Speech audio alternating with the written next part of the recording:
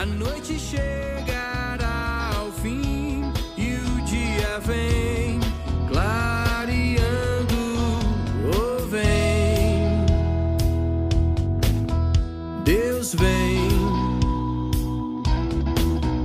oh vem, Deus vem.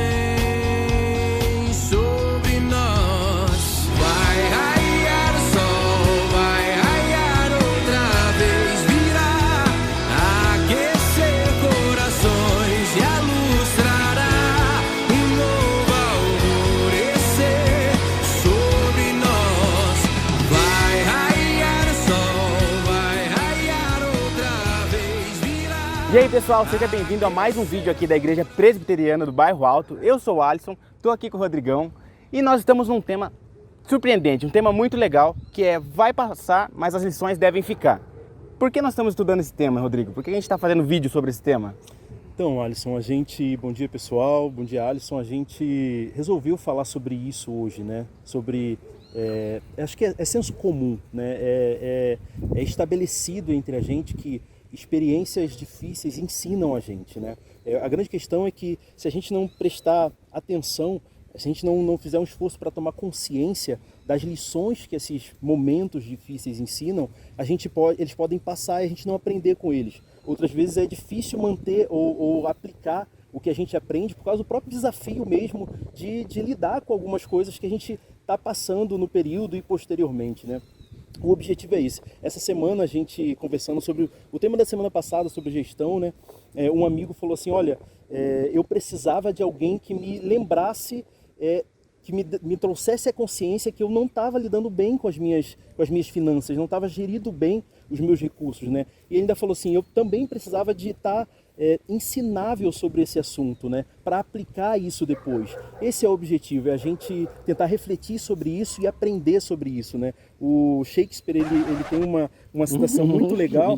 Apareceram os cachorrinhos aqui, ó. Imagina. Tem filhos. Tenho. Então, voltando lá, o Shakespeare, ele tem uma citação muito legal sobre isso, né? Ele fala o seguinte, a maturidade tem muito mais a ver com o tipo de experiência que a gente experimenta na vida do que a quantidade de velas que a gente apaga, né? Então tem muito mais a ver com lidar com a experiência e aprender com elas do que com o tempo de vida. Por isso que a gente está falando sobre isso, Alisson, para aprender com esse tempo e continuar colocando em prática as lições legais que a gente está aprendendo. Legal, e a gente já viu aqui a importância que nós temos que dar para a família, as pessoas que estão ao nosso redor, as pessoas que nos amam, sobre a gestão, que nem o Rodrigo disse. E hoje, a gente está nesse parque lindo pra caramba. Sobre o que a gente veio falar aqui? Qual o tema? Então, irmão, a gente vai falar sobre, acho que a coisa que está mais evidente, está mais assim, na superfície de tudo isso que a gente está passando, né? A gente vai falar sobre a saúde e as lições que a gente aprendeu nesse período sobre saúde que devem ficar, né? Cara, e sobre saúde, nessa pandemia, o que nós aprendemos? Tem muita coisa pra gente aprender? Ah, não, acho que a gente aprendeu um bocado de coisa importante, né? No mês passado, no Dia Internacional da Saúde, a CNN lançou fez uma reportagem sobre algumas coisas que a gente aprendeu, né, que essa pandemia, que esse período ensinou pra gente sobre saúde, né? A primeira delas é que a saúde vai para além do corpo físico, né? Há outros fatores que influenciam nessa equação aí, né? A própria necessidade de equilíbrio emocional fala muito sobre isso, né? Tem muita relação com isso. Algumas coisas que influenciam diretamente nesse equilíbrio emocional e consequentemente na nossa saúde também estão presentes demais, está passando um avião aí, mas vamos que vamos. Outras coisas que têm muita relação com isso, como por exemplo sair com os amigos ou coisas simples como caminhar no parque, que a gente não percebia antes que tem uma influência enorme na nossa saúde, no equilíbrio emocional, fazem parte dessa equação aí que no final das contas termina com uma saúde adequada, legal, né? Outra coisa que foi falado, Alisson, ou que eles apontaram lá, é a importância do contato com as pessoas. acho que nunca ficou tão evidente essa coisa, né? No começo do ano passado, aquele período que nós ficamos mais sozinhos, né? Que o isolamento social estava mais intenso, nós sentimos muito fortemente a ausência das pessoas. A gente já falou, como você lembrou aí, sobre a importância da família e como ela foi importante nesse período, como valorizar a família e pessoas que passaram por momentos difíceis com a gente, por esses momentos difíceis com a gente, como é importante valorizar isso, viver com isso, né?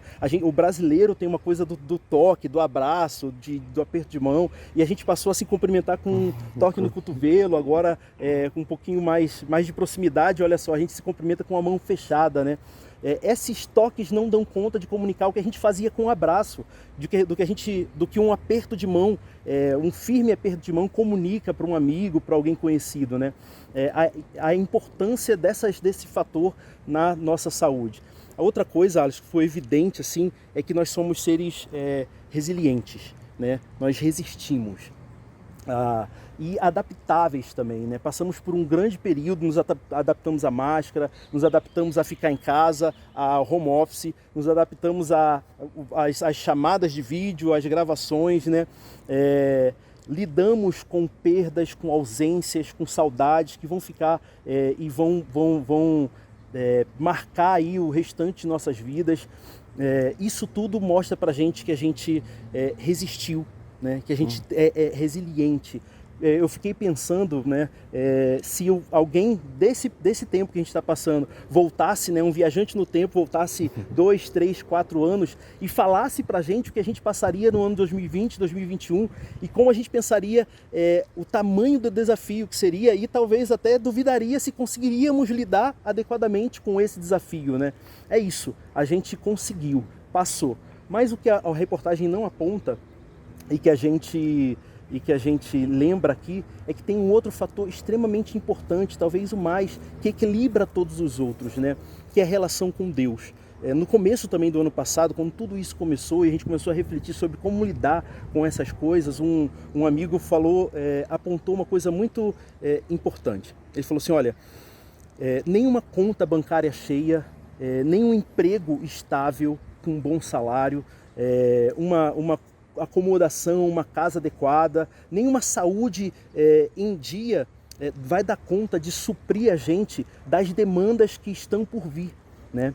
Por quê? Porque todas essas coisas, no final das contas, nos foram tiradas. As seguranças nessas coisas foram tiradas, né? Foram abaladas. E a gente precisava e precisa de algo para além disso, que fosse forte o suficiente, estável o suficiente, poderoso o suficiente para comunicar à nossa vida essa estabilidade que a gente às vezes procurava em outras coisas, né? E essa comunicação, a comunicação dessa estabilidade, dessa força, a gente encontra na nossa relação com Deus.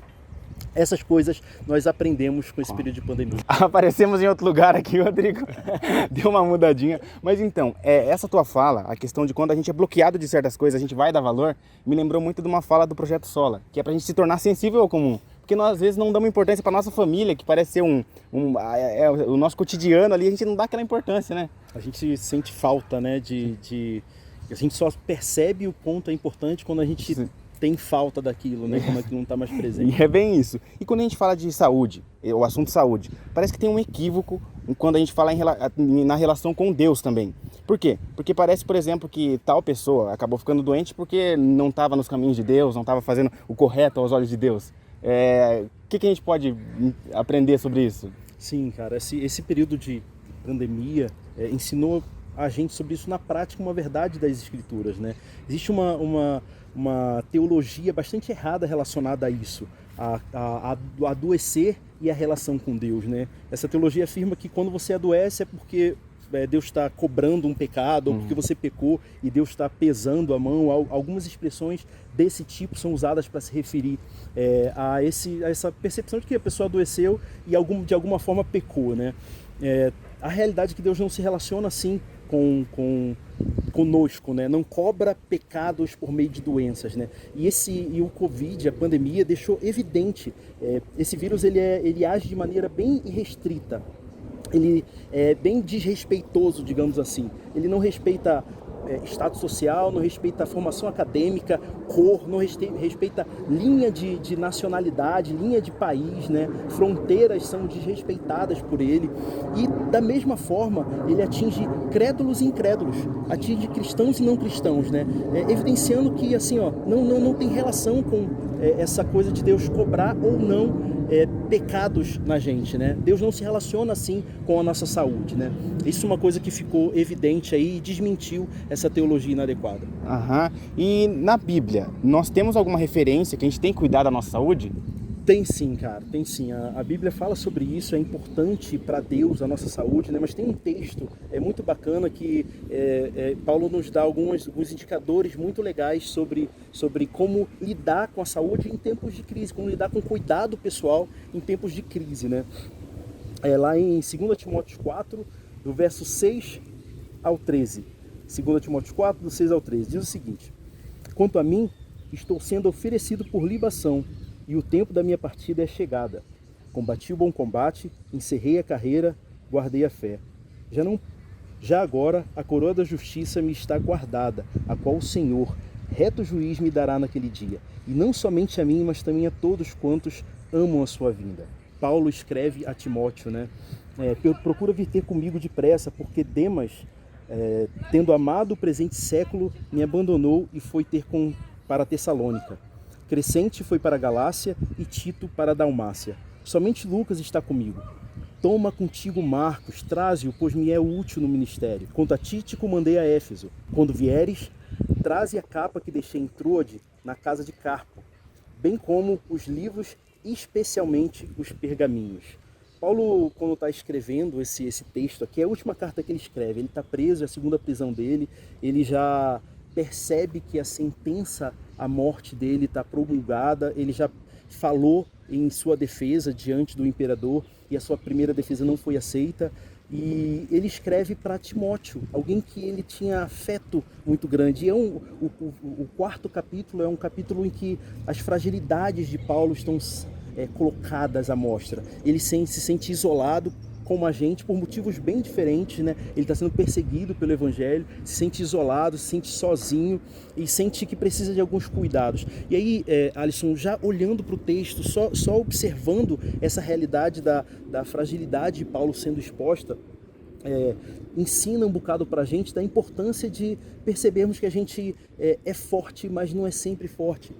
Que nós temos fragilidades e a vida às vezes traz um pouco dessas fragilidades à tona, né? Percebê-las é importante para lidar com elas. É terrível quando alguém vive a vida sempre frágil. Não somos assim, não somos sempre frágeis, né? Mas também é complicado quando alguém vive escondendo essas fragilidades e não as expõe, não lida, porque a complicação nesse caso é a pessoa não vai conseguir lidar com elas, né? Tratar essas fragilidades, né? E aí Paulo ele fala de algumas coisas muito legais que ensinam a gente sobre o cuidado pessoal. A primeira delas é o chamado dele de Timóteo. Timóteo, vem ter comigo, eu estou sozinho com o Lucas, traz Marcos também. Isso ensina pra gente a importância da gente pedir ajuda. Alisson, da gente perceber a necessidade de ajuda e pedir ajuda, trazer pessoas para perto da gente e conviver com pessoas que podem ajudar a gente, ajudam a gente. Nós falamos novamente sobre família, amigos, a comunidade de fé pode representar essa realidade, pode promover essa parceria na caminhada, mas é imprescindível que a gente perceba que faz diferença para a saúde da gente estar com pessoas. As pessoas precisam de Deus, mas pessoas precisam de pessoas. Deus nos fez assim, né? Nos fez seres sociais, né? Seres que vivem em comunidade. A segunda coisa, lá no último versículo que a gente leu, fala da capa. Paulo pede a Timóteo, olha, quando você vier, traz a capa que ficou lá em Troade. Essa capa que ele está falando é como um poncho daquele que os gaúchos usam, sabe? Um grande cobertor com um buraco no meio, você bota a cabeça ali e aquece bastante, né?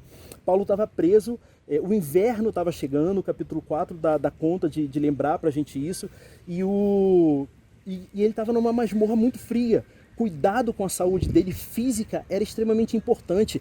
Nesse período que Paulo vive, uma gripe era mortal, uma gripe normal, comum, não a que a gente está lidando, né? Não havia remédios, por exemplo, para lidar com a febre. Uma febre podia matar. Então a capa aponta para esse cuidado importante com a saúde e a percepção de Paulo de que isso é importante. E o texto termina lembrando a gente, ou falando para a gente, de Paulo pedindo os livros e os pergaminhos, especialmente os pergaminhos, né? Paulo fala. Essa solicitação tão atenciosa de Paulo pelos pergaminhos, os comentaristas apontam que ela tem relação com o fato de esses pergaminhos conterem partes do Antigo Testamento ou partes comentadas, comentários do Antigo Testamento, né? Paulo aqui completando o escopo do cuidado pessoal, né? É preciso ter pessoas próximas, isso é importante. É preciso cuidar do corpo, isso é importante. E é imprescindível a relação com Deus no cuidado da nossa saúde, né? Essa relação com Deus, esse apontamento de Paulo, lembra a gente duas coisas. A primeira coisa é que a gente precisa cuidar da saúde. É inadequado ser displicente com esse cuidado, né? Por quê? Porque isso é importante para Deus. Lá no Antigo Testamento, escrito alguns milhares de anos atrás, na relação de Deus com o seu povo, o povo com quem ele estava caminhando naquela época, ele instituiu algumas regras que a Bíblia chama de lei, né? E nessa lei havia algumas leis bem sanitárias, como por exemplo lavar as mãos. Alguns animais foram excluídos do cardápio disponível para os judeus, que era esse povo com quem Deus se relacionava, comerem. Por quê? Porque como um povo pouco desenvolvido naquela época, não manipulava adequadamente alguns alimentos que podiam adoecer eles, podiam trazer problemas, complicações para a saúde. Isso evidencia o cuidado de Deus com o nosso corpo. E a gente precisa entender que é importante que a gente cuide desse templo da vida que Deus nos deu, que é o corpo da gente. E não só o corpo, mas a saúde completamente, né? O outro apontamento, ou a outra denúncia aqui que Paulo faz nessas três dicas que ele dá pra gente, é que a gente tem vivido num período em que há uma confiança enorme na busca pela saúde física, como se com isso a gente conseguisse aumentar a nossa vida, como se a gente conseguisse, porque esse é o grande, esse é o X da questão, Alisson. Esse é o problema. A gente teme a morte. O problema da gente é que somos todos finitos. O mais novo daqui entre nós, que está ouvindo, vai daqui a 80, 90 anos, não está mais aqui. A maioria de nós, em 60 anos, não estaremos mais aqui. E isso bota medo na gente. A gente, nesse período, a cultura presente, o que ela tem feito é confiar a saúde, confiar a busca pela saúde, a ideia de que a gente consegue aumentar o nosso tempo de vida. E isso não é verdade. Confiar essa esperança, a busca pela saúde, é inadequado também. Por quê? Porque só Deus tem os dias dos homens nas mãos. Só Ele possui essa garantia pra gente, né? Mas então, pra mim ficou um pouco confuso. A gente, crendo em Deus, a gente tem que cuidar da saúde ou não? Ou confiar somente nele e não precisa cuidar da saúde? Que massa. Cara, a gente precisa cuidar da saúde, sim. E assim, cara, essa é a beleza do Evangelho, né? O Evangelho, ele sempre leva a gente pro equilíbrio. Contudo, o equilíbrio não necessariamente é o ponto equidistante entre esses dois extremos. Por quê? Porque o fundamento do equilíbrio do Evangelho é o próprio Evangelho. O Paulo, lá no começo do texto que a gente leu, ele fala uma coisa que dá uma ideia pra gente dessa realidade. Ele fala o seguinte: já agora a coroa da justiça me está guardada, a qual o Senhor, reto juiz, me dará naquele dia. E não somente a mim, mas também a todos quantos amam a sua vinda. O Evangelho, ele aponta que os dois grupos, nós precisamos nos arrepender. Se cuidamos de forma displicente de nossa saúde, nós precisamos nos arrepender e atentar para isso. Se confiamos a nossa esperança de ter saúde, no buscar academia, boa alimentação, ter uma vida maior, nisso a gente precisa se arrepender também disso. Só que o Evangelho, ele chama a gente para arrependimento, mas para a gente confiar em outra realidade. Ele aponta para a eternidade. E olha que beleza, a eternidade está logo ali, Alisson. né? A gente fala da eternidade e parece muito distante. Não, ela está logo ali. Como Paulo olha aqui, apontando, olhando para a eternidade e descansando na realidade que essa vida não termina aqui. A vida continua depois do que a gente chama de morte, né? Aqueles que, como ele diz, também aguardam a vinda de Cristo, não morrem, mas passam dessa vida para a vida de fato, né? Contudo, a eternidade, ela ecoa nos nossos dias e ela comunica pra gente a beleza, cara, de a gente viver com confiança em Deus, descansando em Deus. E aí a gente treina, vai pra academia, se alimenta bem, não porque a gente confia a nossa saúde e a nossa vida a isso. Não porque a gente descansa a nossa esperança nisso, mas porque a gente olhando para Deus e percebendo que é importante para Ele, que a gente cuide do nosso corpo, a gente passa a fazer isso. Cuidar do corpo não para garantir, para buscar esperança nesse cuidado, mas porque a gente ama a Deus e sabe que para Ele a saúde da gente é importante. Caraca, agora ficou entendido, Rodrigão. Então, palavra maravilhosa. Podemos fazer uma oração para que a gente possa... Vamos sim.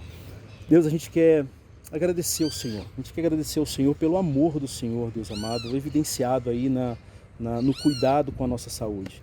A gente quer, junto com esse agradecimento, pedir ao Senhor, Deus amado, que nos ajude a buscar esse equilíbrio aí, olhar para o Senhor e descansar nossa esperança no Senhor, Pai amado. Eu quero pedir ao Senhor, Deus, por saúde. Eu quero pedir ao Senhor que o Senhor nos abençoe nesse período, nos guarde, abençoe as pessoas que estão nos hospitais, lidando, Deus amado, com essa doença, lidando com esse período difícil. Guarde, Deus, a nossa vida e lide também, Deus amado, abençoe aí os médicos, os enfermeiros que estão enfrentando esse período. Senhor, nós estamos todos lutando e a gente quer lutar essa luta com essa confiança aqui, de que o Senhor é o Senhor quem está caminhando diante de nós, Pai amado.